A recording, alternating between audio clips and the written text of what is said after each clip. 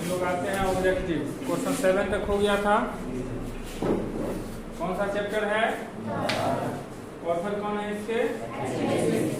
कहाँ जन्म हुआ था इनका?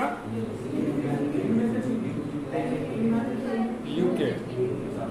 ठीक है, तो ये स्टोरी जो है इसका मेन कैरेक्टर कौन है? बेंजी और उसके फादर। ठीक है, जब भी हम ऑब्जेक्टिव पढ़ेंगे तो थोड़ा एक बार रिमाइंड कर देंगे हम समरी की तरफ।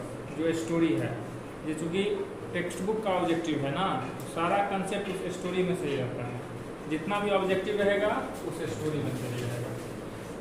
बोला है Benjy simplicity seemed gradually to have become, यानी बेंजी का जो सिंप्लिसिटी था, जो साधारणता था, सिम मतलब होता है लगना, और सिम मतलब लगने लगा। ठीक है, सिम ग्रेजुअली मतलब धीरे धीरे, टू हैव बिकम। इसका आंसर है काइंडनेस। काइंडनेस मतलब होता है दयालुता। याद करो, समरी में लिखा है ना कनिंग्स, याद आया? तो क्या होगा आंसर? क्या होगा आंसर? ध्यान रहेगा। तो Benjy simplicity seemed gradually to have become cunning. Become ध्यान रहेगा। No chance of mistake. Now let's come to question number 9। How long since the Johnson realized that his son was not quite like others। पहले हम question समझेंगे। How long मतलब कब, how long मतलब कब से, हाउ लॉन्ग मतलब कब से, कब से, हाउ लॉन्ग, सिंस मतलब से, यानी कब से। द जॉनसन रियलाइज, वह रियलाइज किया, यानी जॉनसन कब रियलाइज किया, दैट कि his son was not quite, quite मतलब होता है सन, quite मतलब क्या होता है? तो उसका बच्चा जो है दूसरे की तरह नहीं है, दूसरे की तरह अच्छा नहीं है। समझे बात को? quite मतलब शांत स्वभाव या अच्छा होता है, मतलब इसका यूज अलग अलग कंडीशन में अलग अलग जगह से होता है। तो सिंपली इस क्वेश्चन कहने का मतलब है कि जॉनसन को कब लगा कि उसका बेटा दूसरे बच्चे की तरह नहीं है, कब लगा? क्वेश्चन समझ में आया? एक और क्वेश्चन करता हूं। How long since the Johnson realize that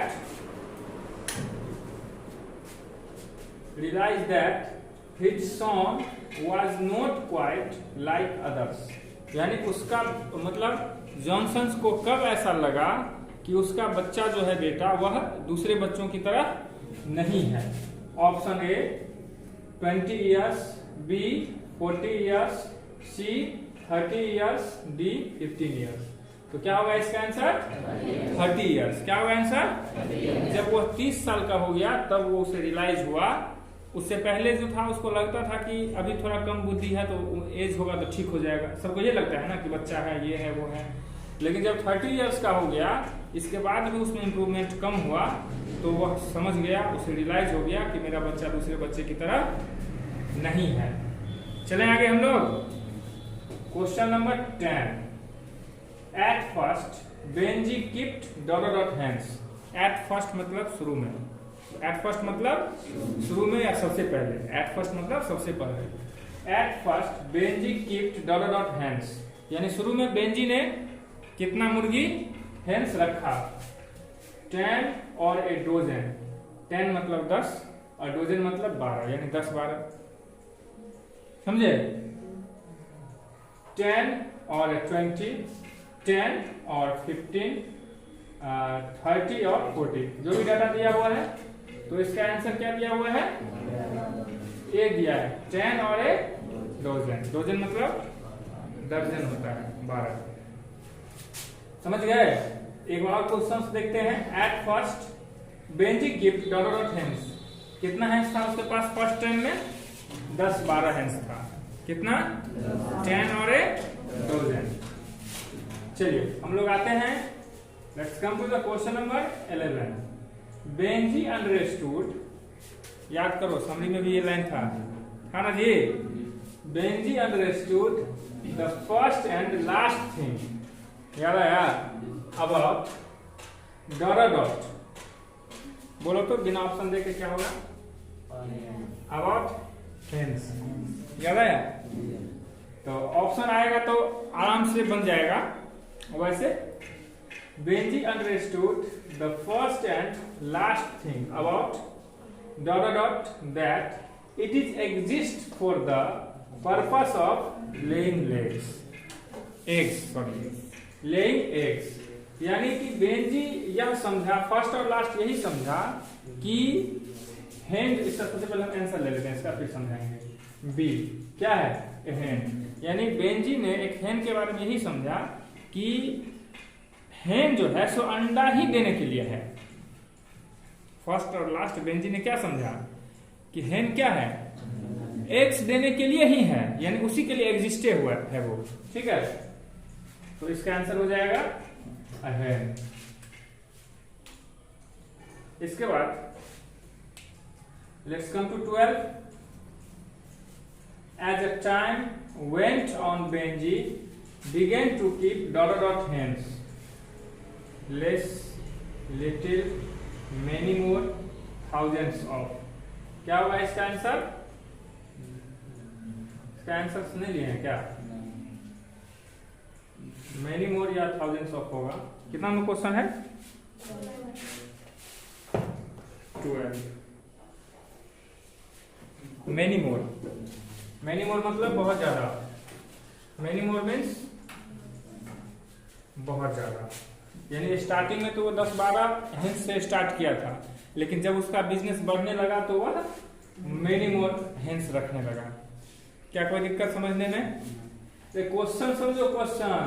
as time went on Benjy, यानी ऐसा टाइम आ गया Benjy began to keep, Benjy रखने लगा dot dot hens, many more hens. क्या होगा? बहुत ज्यादा हेंस रखने लगा। क्या? अच्छा चलो,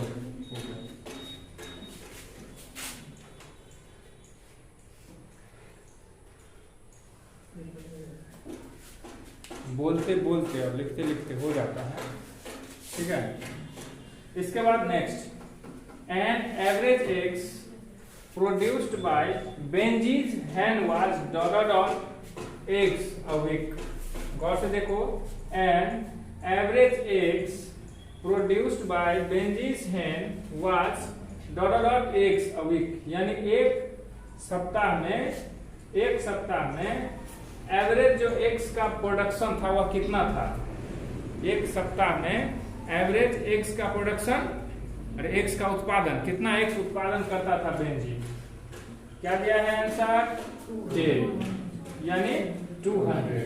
तो अप्रोक्स 200 पर वीक वो एग्स का प्रोडक्शन करता था। एक सप्ताह में कितना प्रोडक्शन करता था? 200 एग्स का प्रोडक्शन करता था। ठीक है, Benjy left school at the age of dot dot. Benjy left school at the age of dot dot, यानी किस एज में उसने जो है सो, एक सेकंड, शायद कैमरा में कवर नहीं हो रहा होगा। 14, अभी 14 स्टार्ट किया है ना।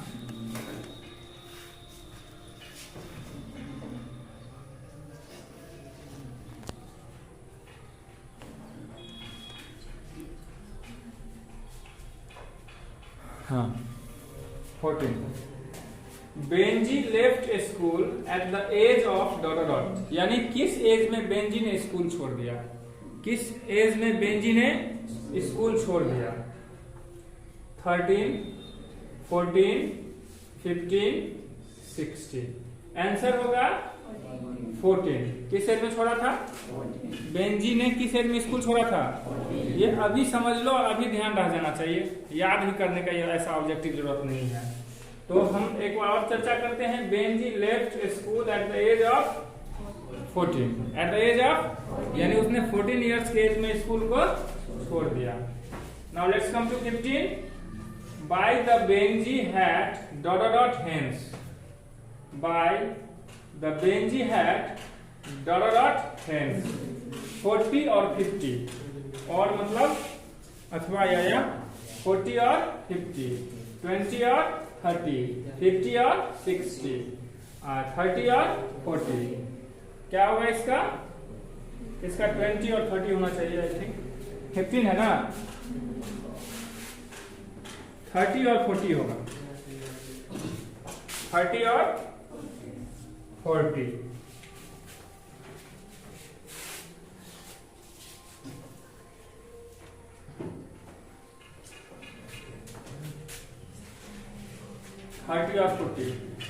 बाय द बेंजी है डॉट हेंस, कितना हेंस होगा?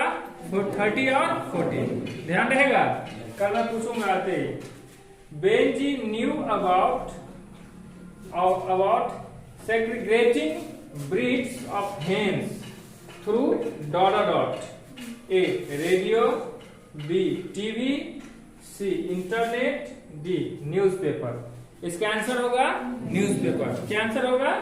यानी वह क्या कहते हैं कि हेंस के बारे में जो जानकारी लेता था, उसके बारे में पूरा चीज वह किसके थ्रू लेता था? न्यूज़पेपर के बारे में। किसके थ्रू? न्यूज़पेपर के बारे में लेता था। ठीक है, next, Johnson believed that the earth designed and created by God would dot. यानी कि जॉनसन बिलीव, जॉनसन उसका फार्मर था, बेंजी का फार्मर जॉनसन था, जॉनसन बिलीव दैट, उसे विश्वास था कि the earth designed and created by the God. Earth को किसने डिजाइन किया, किसने क्रिएट किया? गॉड ने। किसने क्रिएट किया अर्थ को? गॉड ने। Option A take care by God, option B nourished by God, option C sustained by God, option D presented by God। क्या होगा आंसर? nourished by God। क्या होगा आंसर? nourished by God। एक और पढ़ते हैं, Johnson believe that the earth designed and created by God would dot nourished by। ठीक है, हो गया आपका 17। अब बोलो ऊपर से नीचे तक में किसी को कोई प्रॉब्लम समझने में? आई थिंक नहीं होना चाहिए। और ये ऐसा ऑब्जेक्टिव है कि 1 से 2 बार घर पे पढ़ोगे याद हो जाएगा, समझे?